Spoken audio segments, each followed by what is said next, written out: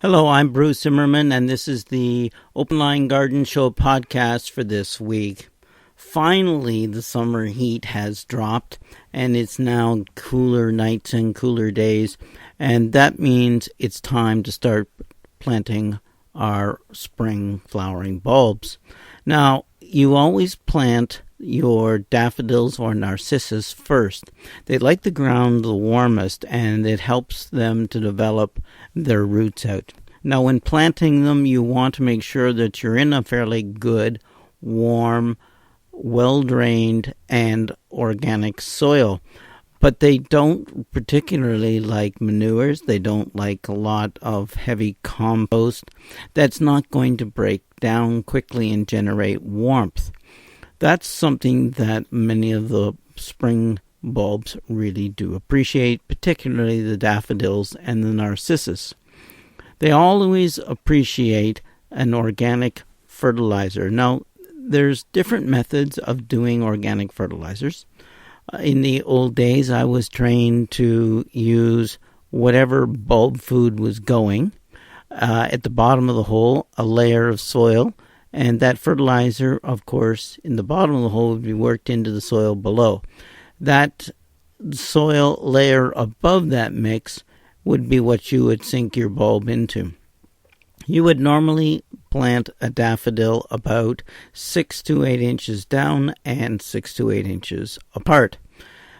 The way it's changed a little bit is the fact that the compost doesn't break down. It encourages some disease.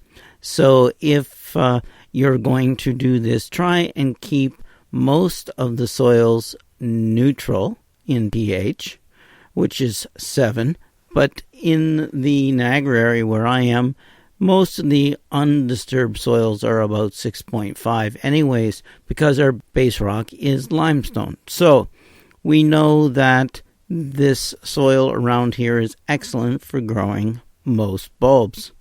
Now, what I would do is, in this case, I do use a little bit of an organic fertilizer, and I do it 3 times a year, usually when I plant, and then you can put it over top.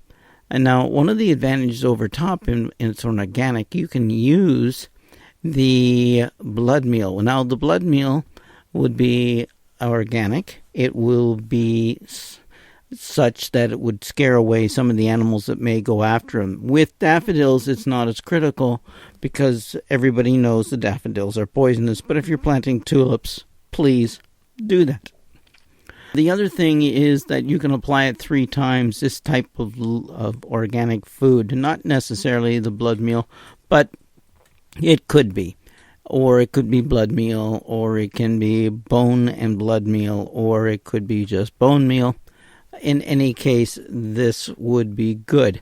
An organic fertilizer, something like 4, 6, 12, or in that range, is excellent. And if you can't, you're forced to use a chemical fertilizer, then do so. But organic breaks down slowly, and you want to do it initially when you plant. You want to do it just as the bulbs are starting to emerge from the ground. And again, just as they finish up their flowering before the leaves have actually started to turn and die down, so that you are actually feeding them 3 times in a year. This guarantees good, strong bulbs. Now, the other thing is that I prefer in good soils that are well drained to plant my bulbs a little deeper.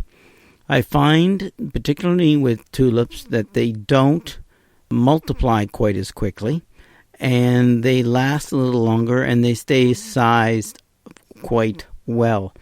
So, in other words, year after year, the tulips start getting smaller and smaller and fade away, and you might as well just get rid of them, make them compost, and plant some other spring bulbs, whether it's tulips or others. But usually when you do plant, the other rule is that you plant in odd numbers, 3, 5, 7, 9, 11. The farther away that it's going to be viewed, the larger the clump. So if you're right up and in your face, then a clump of 3 will do just as well as the great distance where a clump of 11 will. So as a result, pick and choose your odd number that is appropriate from the viewing area from when you are going to look at them, when they're going to bloom. I mean, if it's really, really early spring and you want to look at your snowdrops and you're planting a ton of them out there to be seen, and they're white, and there's a little snow on the ground or up and against the green grass if you planted them there or in an area, you're going to have a pretty big clump. But if you're planting them a little closer to a walkway where you're going in and out, then they will be appreciated in smaller clumps and patches. Same thing with Shinnedoxa and several other spring flowering bulbs. Now, with daffodils, there's large trumpets, there's small trumpets, there's some fragrant ones. Pick the ones that are best suited to your area. And these are usually the ones that are growing either in Canada or in the United States, or have been imported and are known varieties to be quite hardy. And you'll know these ones because you've been working with them and seen them, and your neighbors have got them, and they're all different kinds, but they are different colors, and you'll find you want a little variety. You don't want plain yellow all the time. I have a lot, but every once in a while I'll put in some that are bicolored, and that means that the trumpet is not the same as the parenth, the back petals, and vice versa. So you can go yellow, whites, and oranges, and there's some pinks as well. And there's some reds, but the reds are a little not quite I would call red, but there's some very nice dark oranges. There's doubles, which are really pretty. There's the split corolla, which is really nice because they sort of lay flat, look very different. They're often also called butterfly daffodils. So there are a great number of them. These are the things that you're going to have to consider because you only put one variety in a clump. Don't mix them. It looks awful. It's disturbing to the eye. You can put different clumps next to each other, but in one clump, it's only one style of daffodil, please. Now, there's little dwarf ones, such as the little tiny daffodils. There are some very large daffodils. Mount Hood is pure white, and they've been around a long, long time. So what you want to do is pick and choose where you're going to put them. And remember that these are not going to be gone suddenly when you go to plant your annuals in the spring. So you want to push them back a little bit from the front of your gardens so that you can plant annuals in front of them as the leaves start to die down. Please do not take the leaves off until they're completely brown, yellow, brown, laying on the ground, and in the case of tulips, you can pull and twist and they come off clean from the bulb. With daffodils, do not do that old style of tying them in a knot to finish them off sooner. All you're doing is degrading the size and the storage of food in the bulb for next year's flowers. And that is the way you'll get a real problem.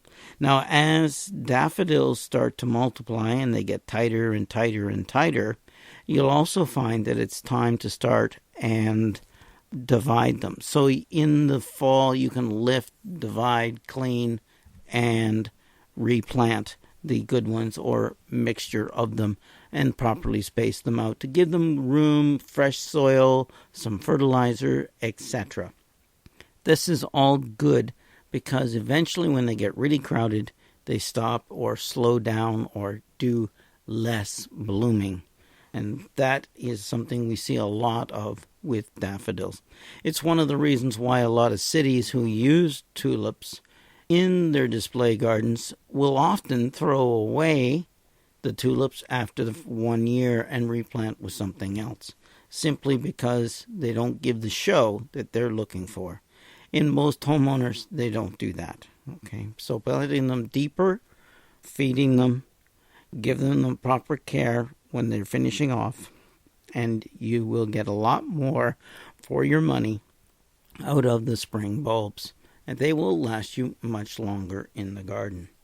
Now with tulips, you planted daffodils first. Tulips can be planted any time thereafter, and there are different kinds. There's the species ones, which I absolutely love. There is bouquet tulips. There are different colored tulips, different height tulips, some with marked leaves, some with variegated leaves, where they're green and white, where the green leaf is in the center and the white edge is on the leaf, as well as the tulip. And the tulip I've got sometimes will change color as it matures and gets older, going from red and white to totally red and almost to a purplish color. When you know that the flower is finished, you can snap the head off, leave everything else, and of course, keep the good ones until you're finished, and then give them their plant food as well. So take a look at them. Take a look seriously at combining some pinks and lavenders and purples. In this case, sometimes that is very effective. But in most cases, what you do is you plant one variety of a kind in a clump, again, odd numbers. There's lily forms, there's doubles, there's peonies, and these are all different types of tulips. And I want you to realize that you are totally spoiled with the variety and the selection of tulips that are available to us. All because Holland became a major breeding many, many centuries ago. And I particularly like the ones that are green streaked.